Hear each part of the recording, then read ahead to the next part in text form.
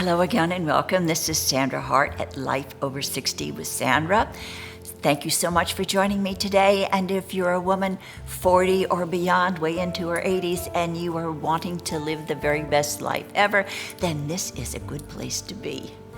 Today we're going to be talking about intelligence, not the IQ, but we're going to be talking about high emotional intelligence.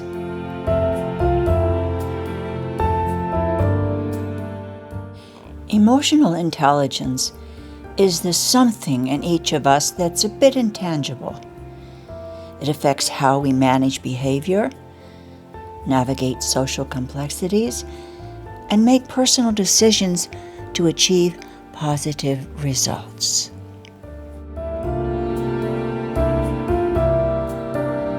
Hello and welcome again. This is Sandra Hart at Life Over 60. Today we're going to be talking about intelligence.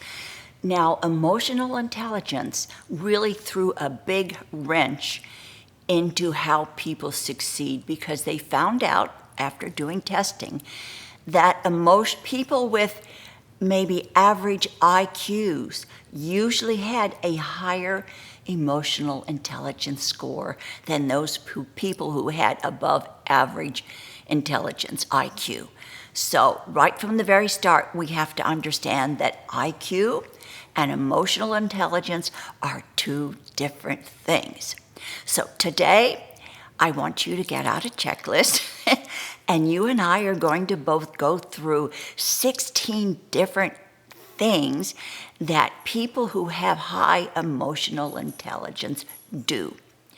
So if you do a lot of these, it shows that you has nothing to do with your IQ, but it shows that you do have high emotional intelligence. And I have my list here. I didn't memorize all of them, so let's go through them one by one.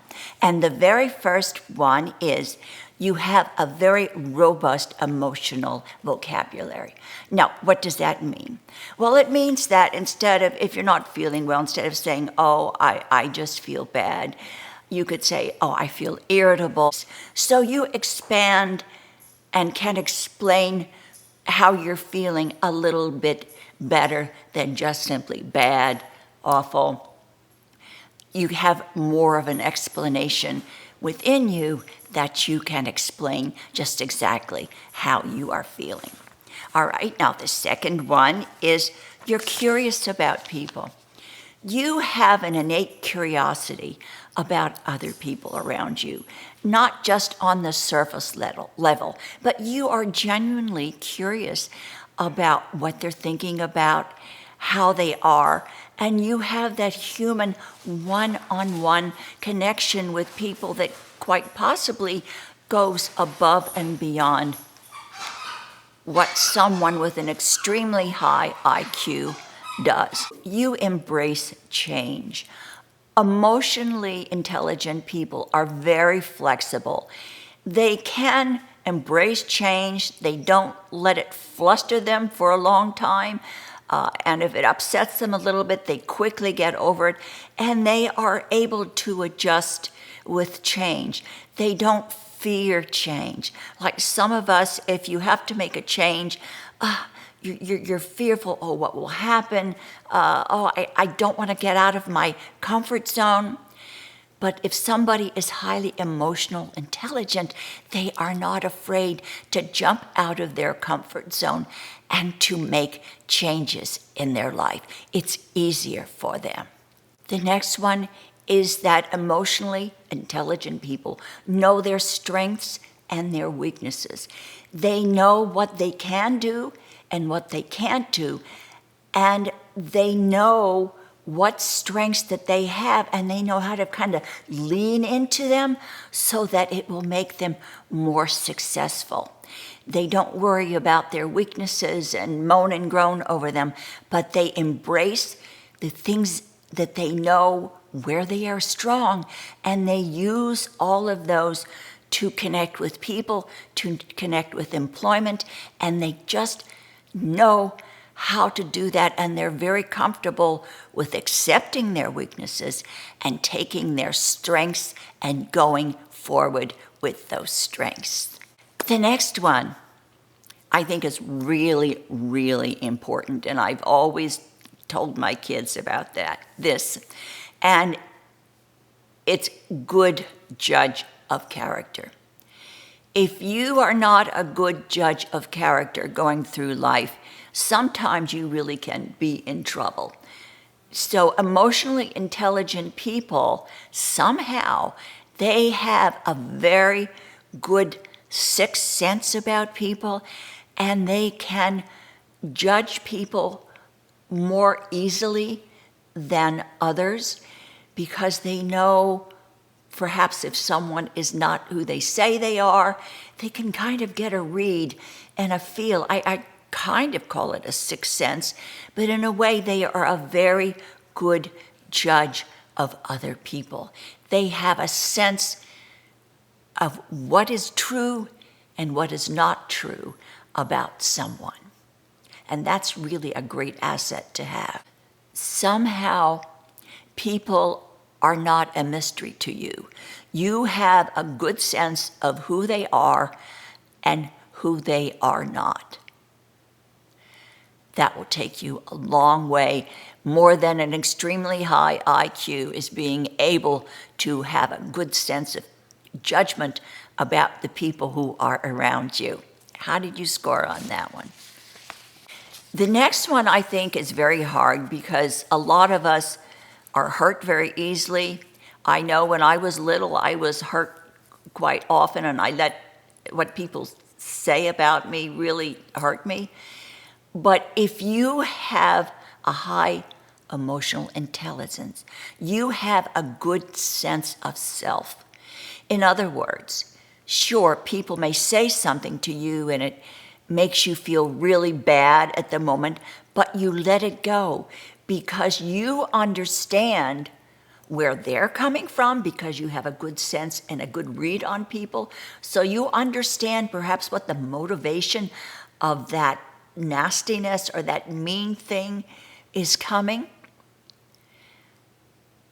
So you are able to process it. And even though it may hurt you for a moment, you let it go because you understand where it's coming from. You know, a case in point, I really think YouTube should abandon the thumbs down because it's a negative tool. If someone doesn't like a creator or doesn't like the video, a normal person just moves on. But there are people out there who want to take other people down by their thumbs down. They want to hurt people by doing that. But I've had a lot of my wonderful subscribers say, oh, why did you give her a thumbs down? But in all honesty, I don't pay attention to those thumbs down. I mean, unless everybody would give me a thumbs down, then I'd be a little worried.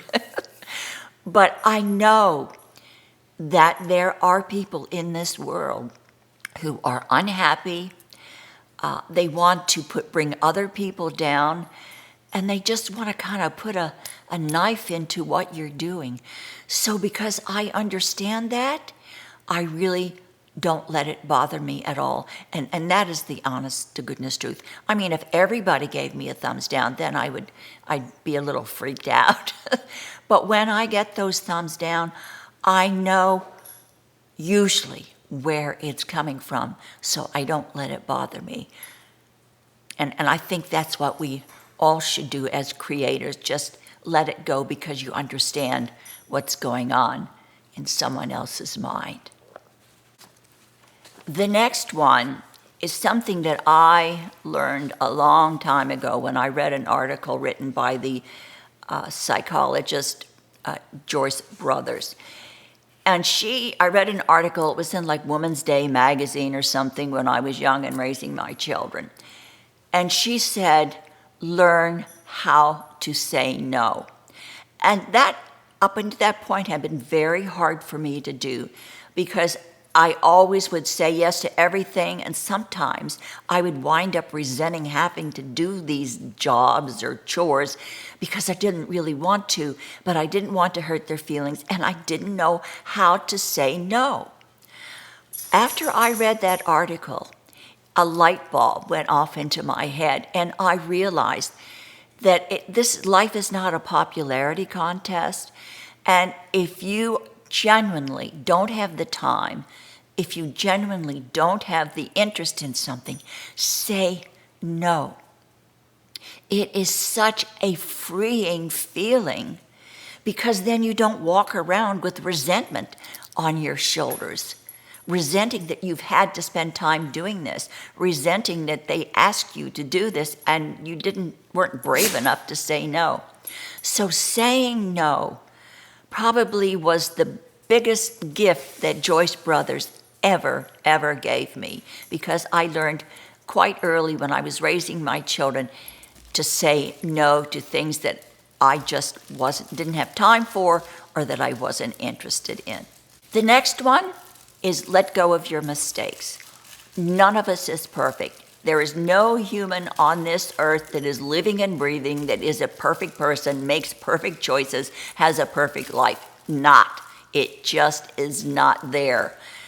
But one thing I will tell you, that when you do make a mistake, let it go. You have to let it go. You can't absorb it and wallow in the mistake. Oh, why did I do that? Oh, my goodness. Let it go. Because none of us are infallible. We are fallible humans, and we make mistakes. And when you make that mistake, if there's no way you can correct it, let it go and move forward, because tomorrow is another day. And I know that's hard to do, but that really is an excellent, excellent lesson. And it shows you, if you are able to do that, that does increase your emotional intelligence. The next one is really important also. I mean, these all are important, but have you ever known someone who gives? They give you something, or they say something, or it's a gift. They give you a gift. But that gift never comes free. It always has strings attached to it. They make you feel like because they did something for you, or they gave you a gift, you owe them something. Well, that person doesn't have very high emotional intelligence. If you are emotionally intelligent, you give without any strings. You give without expecting anything back in return. You give because it's what you want to do in your heart. And to me, that is the best, and to everyone, actually, that is the best way ever to give of yourself, or to give a gift, is to give with no expectations whatsoever of getting anything back. The next one is don't hold grudges. And some of these are really, really hard, but if you have a very good emotional intelligence, you don't hold grudges. You let them go. And I think a lot of these things with highly emotionally intelligent people is they learn to live in the now, they absorb it, they take it in, and then they let it go. Letting go is, I think, the biggest lesson of so many things in our lives. Letting go of grudges, letting go of hurts, letting go of mistakes. Being able to be intelligent enough to think, this happens, stuff happens, and I'm just going to let it go. People make mistakes, they do things against you, but you have to just let it go and move on with your life, because it eats away at you. So if you're highly emotional intelligent, you just let it fly. People who are highly emotionally intelligent know how to neutralize toxic people.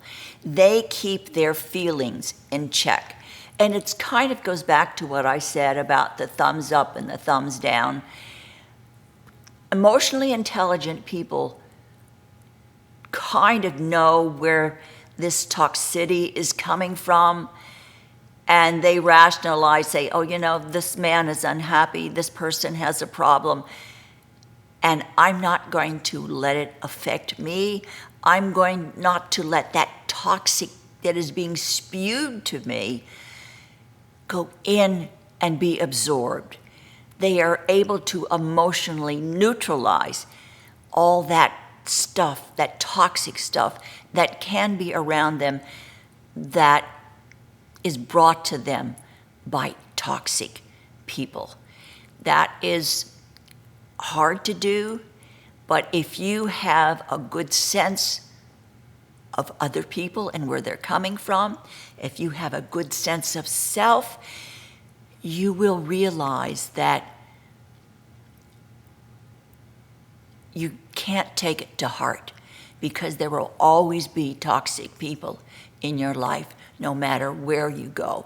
You just have to be able to neutralize them and not let them be absorbed, inoculate yourself against that, and don't let that toxicity get into your system.